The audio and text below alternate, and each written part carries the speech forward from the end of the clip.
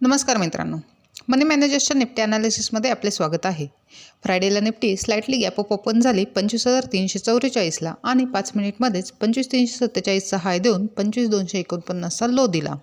त्यानंतर slowly down move करत साधारण 11:30 वाजेच्या सुमारास 25,249चा लो ब्रेक केला आणि 25,183चा लो बनवला.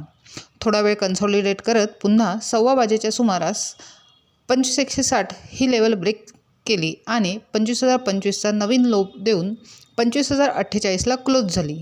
एकंदरीत निफ्टीने लोअर लो फॉर्मेशन बनवले आहे. डेली टाईम फ्रेममध्ये बघितले तर ड्रॉप फॉर्मेशन तयार झालेले असून चॅनलच्या बॉटमला निफ्टी क्लोज झालेली आहे. आता 25,000 ही एक महत्त्वाची लेवल असून ही मेक किंवा ब्रेक लेवल होऊ शकते.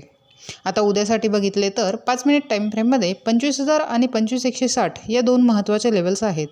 जर 25,000 खाली ब्रेक झाले तर 24,920 हा एक सपोर्ट आहे, तो देखील ब्रेक झाला तर 24,740 पहिले टार्गेट आणि 24,580 दुसरे टार्गेट हिट होण्याची शक्यता आहे.